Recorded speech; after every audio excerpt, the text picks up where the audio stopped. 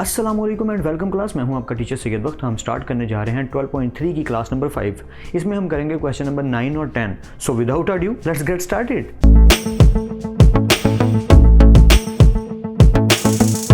Welcome back class. जैसा कि मैंने स्टेटमेंट लिख दी है और एक बुरी सी डायग्राम बना दी है जिससे आपको आइडिया हो जाए कि क्वेश्चन एक्चुअली है क्या। सो जैसे जैसे स्टेटमेंट रीड आउट करते जाएंगे वैसे वैसे डायग्राम को भी अंडरस्टैंड करते जाएंगे कि एक्चुअली क्वेश्चन में वो पूछ क्या रहा है।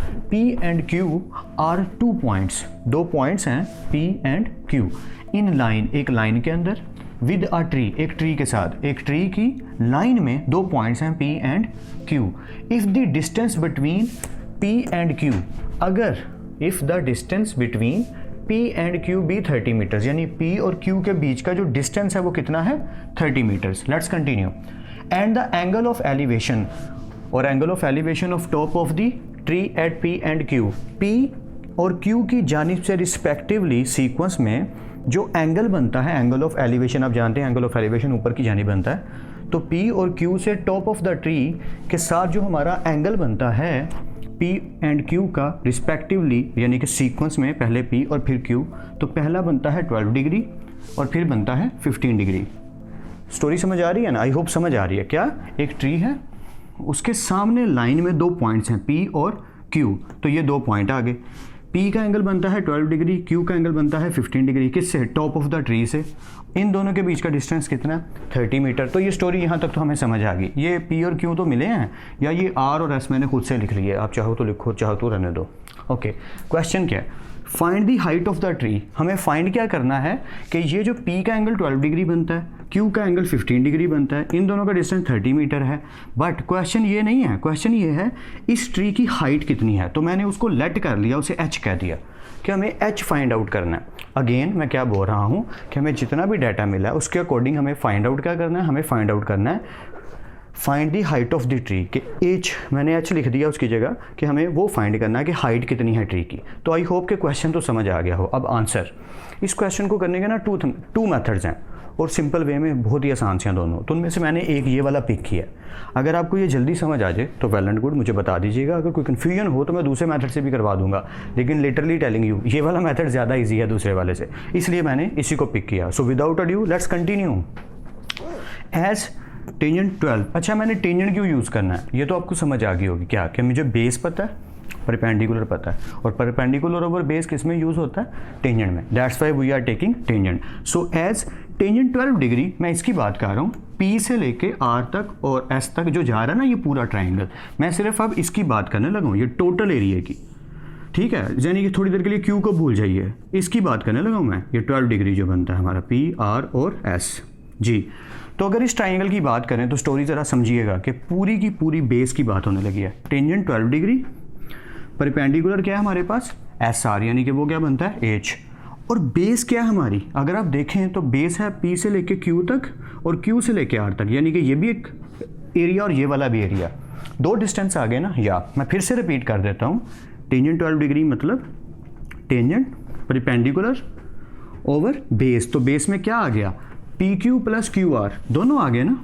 ठीक है, PQ भी आ गया प्लस QR भी आ गया। अब स्टोरी ये है कि PQ हमें पता है, P से लेके Q तक का एरिया 30 मीटर, बट हमें QR नहीं पता। ऐसे ही है ना, अगर ये पूरा एरिया पता चल जाए तो फिर तो सिंपली वैल्यू निकल आए। तो अब मुझे चाहिए क्या? अब मुझे QR फाइंड करना है। पहले उस QR को इसमें पुट करेंगे तो हमारा क्वेश्चन का आंसर निकल आएगा। देखिए स्टोरी समझ लीजिए, फिर जल्दी से सॉल्व कर लेते हैं। देखें, टेंजेंट 12 डिग्री के अकॉर्डिंग अगर मैं इसको देखूं तो ये पूरी बेस बनती है मेरी। अगर मैं 12 के एंगल से देखूं तो ये बेस पूरी बनेगी। तो पूरी बेस के अंदर आता है PQ plus QR, PQ plus QR, और हमारा परपेंडिकुलर क्या आता है? सिर्फ H, और टेंजेंट 12 डिग्री। आई होप यहाँ तक क्लियर है। Let's continue. अब मुझे PQ प्लस QR की जगह स्टोरी ये है कि PQ तो पता है वो कितना है 30 मीटर, तो PQ तो मैं लिख सकता हूँ 30 मीटर्स प्लस। अब मुझे QR चाहिए, दैट इज़ अ रिक्वायरमेंट कि QR हमें फाइंड करना पड़ेगा। तो उसके लिए मैंने यहाँ पे लिख दिया। सो नाउ अगर आप इसको देखें, सो नाउ अगर मैं सिर्फ टेंजेंट 15 डिग्री की बात करूँ, अगर मैं सिर्फ इस ट्राइंगल की बात करूँ, ये जो 15 डिग्री वाली है, मतलब अगर मैं सिर्फ इस एरिया की बात करूँ, चले मैं ड्रॉ कर देता हूँ ताकि आपको आइडिया और बेटर हो जाए जिनको कन्फ्यूजन हो रही है। अगर मैं सिर्फ 15 डिग्री वाली की बात करूँ, यहाँ से शुरू करूँ यहाँ तक और यहाँ तक, सिर्फ इसकी बात करूँ, तो ये क्या बनती है? Q, R और S। या तो अकॉर्डिंงटू दिस मेरे पास अब क्या फैसिलिटेशंस है कि मैंने लिख दिया, so now tangent 15 degree which is equal to height over Q R. इसकी बेस क्या बनती है, क्यू आर। तो यहाँ से मैं क्यू आर को जस्ट अलग करूँगा, मैं क्या करूँगा, क्यू आर इधर चला जाएगा और टेंजेंट 15 डिग्री इधर आ गया। स्टोरी समझ आ रही है ना। या हमने सबसे पहले टेंजेंट 12 डिग्री को पकड़ा, परपेंडिकुलर ओवर बेस लिखा, बेस बनती थी दोनों P Q and Q R. अब इसमें से क्यू आर हमें चाहिए, इसलिए हम इधर से मूव ऑन करके थोड़ी देर के लिए हम उधर से हट के इधर आ गए। ये थोड़ा रिमूव कर दूं ताकि थोड़ा साफ साफ काम रहे। यार इसको भी रेस कर ही देते हैं। या अगर किसी को कन्फ्यूजन है तो वीडियो को पीछे करके इसको नोट कर लें बेशक, लेकिन बोर्ड साफ रखता हूँ ताकि साथ साथ ना कुछ बताना पड़े तो समझ आ जाए। बताना सिर्फ ये चाह रहा हूँ, P Q and Q R चाहिए था, तो क्यू आर को अलग करने के लिए हमने क्यू आर वाली ट्राइंगल को पकड़ लिया। या tangent 15 degree perpendicular over base, base हमारी क्यू आर बनती थी। अब क्यू आर आ गई टेंजेंट 15 डिग्री की जगह और टेंजेंट 15 डिग्री चला गया क्यू आर की जगह। आई होप ये एक्सचेंज हो गए और यहाँ तक आपको समझ आ गई। अब क्यू आर हमें पता है, बट हमें वैल्यू फाइंड करनी है किसकी, एच की। तो स्टोरी कंटिन्यू, दोबारा से इसको टेक करेंगे। Now just put the value of Q R, Q R की जगह उसकी वैल्यू पुट करेंगे टेंजेंट 12 डिग्री। ज़रा अब इसको नहीं, सिर्फ इसको देखिएगा, ठीक है। अब इधर से इधर को मूव करते हैं, आराम आराम से समझाऊंगा ताकि आपको पूरी तरह से समझ आ जाए। Tangent 12 is equal to H अपनी जगह पे, पी क्यू किसके इक्वल है 30 मीटर, तो पी क्यू की जगह पे आ गया 30 मीटर। ये वाला जो प्लस साइन है ये आ गया यहाँ। क्यू आर किसके इक्वल आया, एच ओवर टेंजेंट 15, तो इसकी जगह पुट कर दिया एच ओवर टेंजेंट 15। आई होप यहाँ तक समझ आ रही है। मैं फिर से रिपीट कर देता हूँ, टेंजेंट 12 एच पी क्यू की जगह 30 मीटर प्लस क्यू आर की जगह एच ओवर टेंजेंट 15 डिग्री। आई होप यहाँ तक क्लियर हो गया, क्वाइट ईजी ना। या अब करना क्या है, सिंपल काम करना है, एच फाइंड करना है यार। तो एच फाइंड करने के लिए हम ये पूरी चीज़ जो इधर डिवाइड हो रही है इधर 12 टेंजेंट 12 डिग्री से जाके मल्टीप्लाई हो जाएगी। क्या ये पूरी की पूरी ब्रैकेट इस तरफ टेंजेंट 12 डिग्री से जाके क्या हो गई मल्टीप्लाई। तो सिंपली वही तो लिखा, एच इज इक्वल टू, और ये पूरी ब्रैकेट टेंजेंट 12 से आगे क्या हो गई मल्टीप्लाई। आई होप यहाँ तक क्लियर है। अब बहुत ही आसान सा काम करना है, कैलकुलेटर पकड़ना है, टेंजेंट 12 की वैल्यू निकालिए और टेंजेंट 15 की वैल्यू निकालिए और लिख लीजिए। सिंपल, क्या टेंजेंट 12 की वैल्यू, ब्रैकेट अपनी जगह पे, 30 अपनी जगह पे, प्लस एच अपनी जगह पे, और टेंजेंट 15 की value is equal to H. I hope यहाँ तक कोई कन्फ्यूजन नहीं।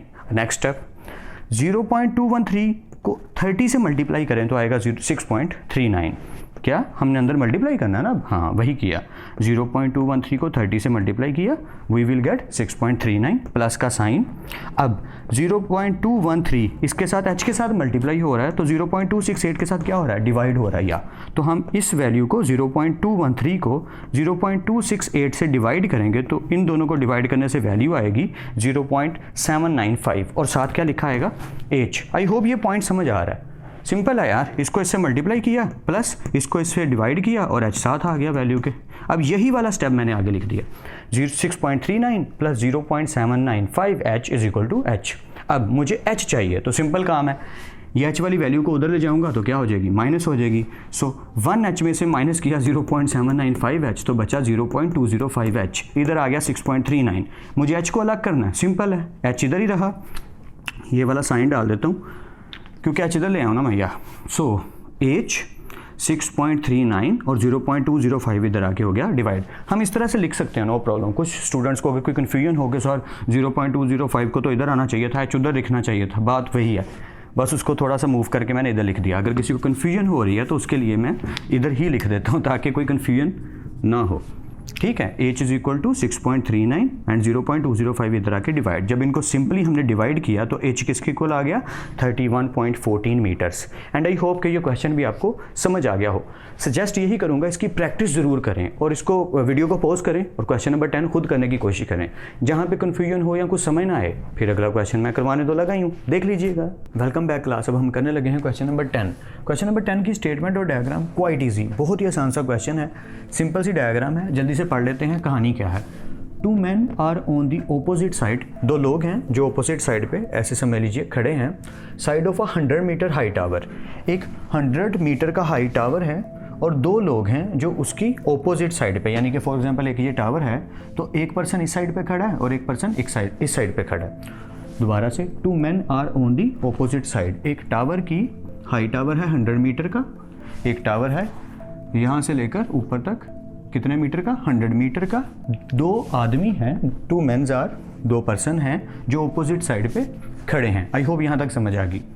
If the measures of angles, अगर उनके एंगल ऑफ एलिवेशन दोनों के of the top of the tower are देखे जाएं तो रिस्पेक्टिवली क्या क्या बनते हैं, एक को 18 डिग्री और दूसरे को 22 डिग्री। रिस्पेक्टिंग की समझ आ रही है ना, रिस्पेक्टिवली रिस्पेक्टिंग सीक्वेंस में, पहले पहला फिर दूसरा दूसरा। या तो पहला आदमी कौन सा है, अगर इस साइड से देखें तो वो है 18 डिग्री और दूसरे वाला 22 डिग्री।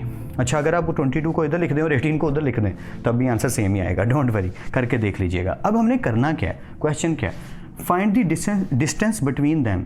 हमें ए से लेके बी तक का डिस्टेंस फाइंड करना है। खैर ये जो ब्लैक से मैंने लिखा है ये नेम मैंने खुद से लिखे हैं, असल डायग्राम ये रेड वाली है कि एक पर्सन यहाँ खड़ा है 18 डिग्री एंगल बना रहा है, एक पर्सन यहाँ खड़ा है 22 डिग्री एंगल बना रहा है, और पोल का जो हमारा टावर है उसकी हाइट कितनी है 100 मीटर।